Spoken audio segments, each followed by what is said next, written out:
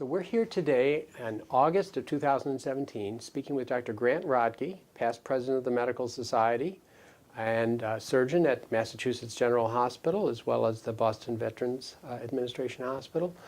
Thank you for taking time to speak with us today, Dr. Rodkey. Great pleasure. Thank you for having me.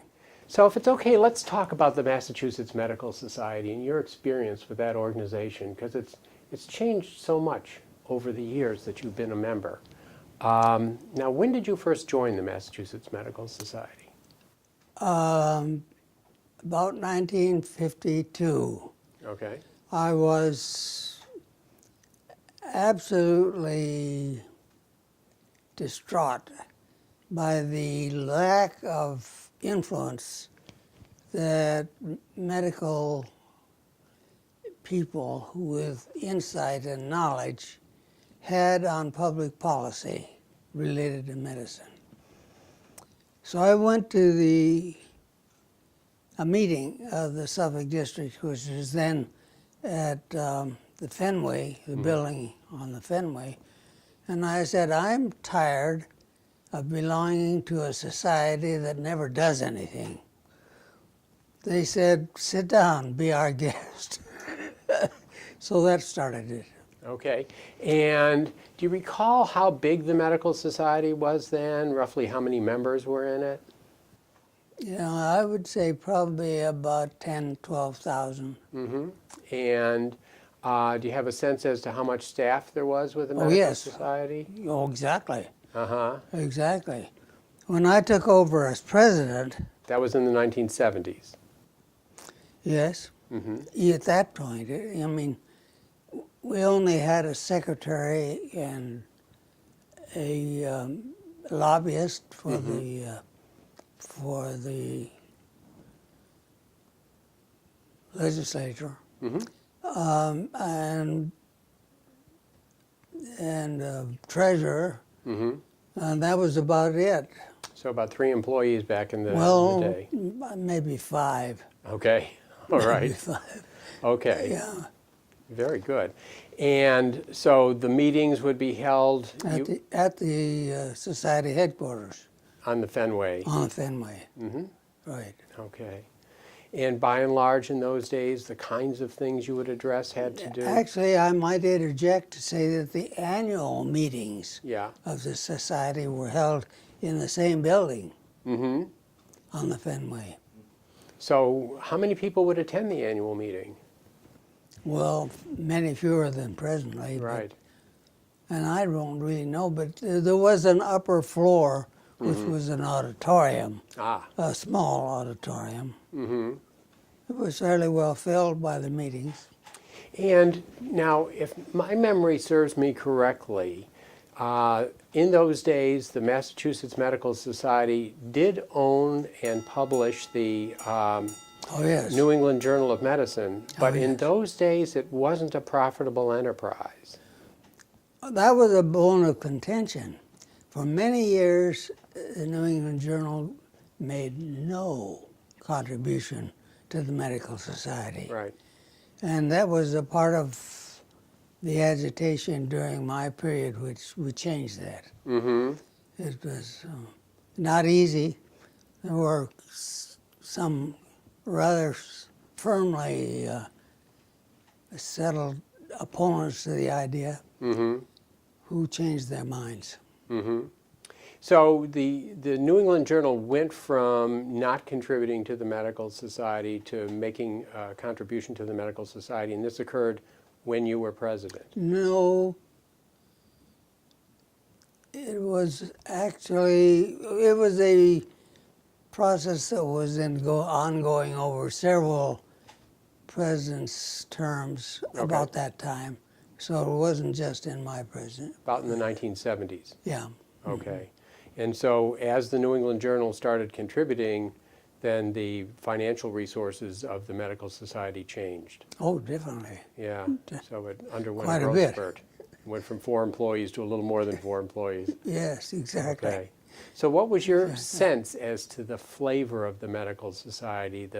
It sounds like a smaller organization back in the 1950s and 1960s. What was the capability of the society, and how much say did the members or officers have in the way the society ran? Well, the organization was definitely smaller. For instance, we had 10 parking places, Yeah. spots. But on the other hand, the society always had a very important role in civic and public health services in the Commonwealth. It was actually formed, as you all know, as one of its basic tenets was to support the public health of the citizens of Massachusetts. And we've done that vigorously and effectively over the whole life of the society. So, with the, when you were president in the 1970s, you were actively a practicing surgeon as I well. was. Roughly. Suzanne, in fact, was my secretary.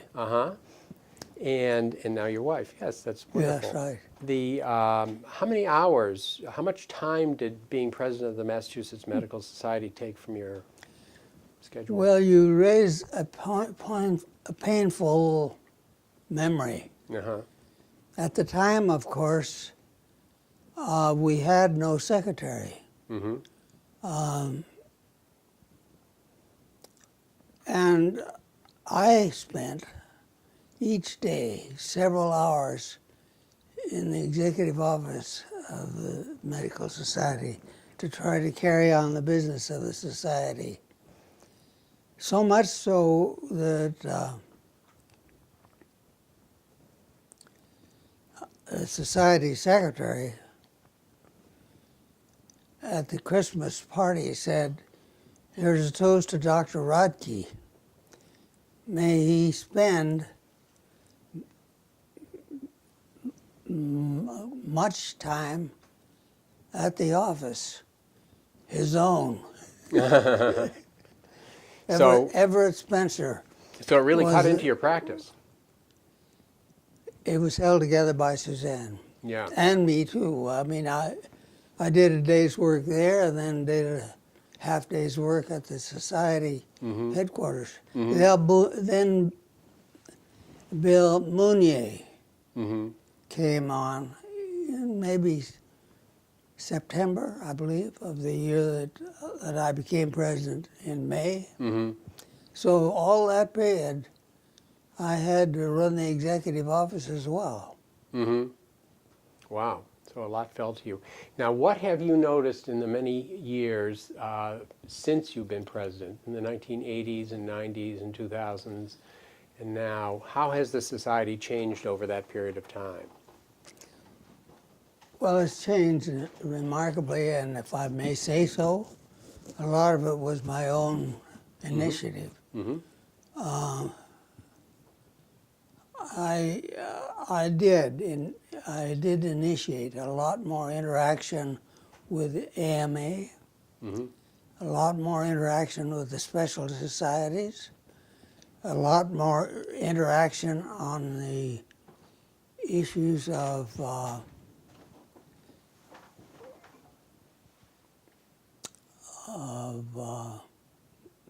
malpractice and other legal commitments of the society. It was a very dynamic period. Wow. So what were the main issues when you were president of the Massachusetts Medical Society? What were the main issues grabbing your attention at that time? Well, one of the main issues of that day was the relationship of the society with the state. Dukakis was then governor during part of it, at least, and the medical society. The physicians were really being squeezed by Blue Shield I had also been chairman of the board of Blue Shield. I resigned that position to run for president of the society, actually. So I knew that system very well, and they were not very thoughtful of the stress of the medical practitioners.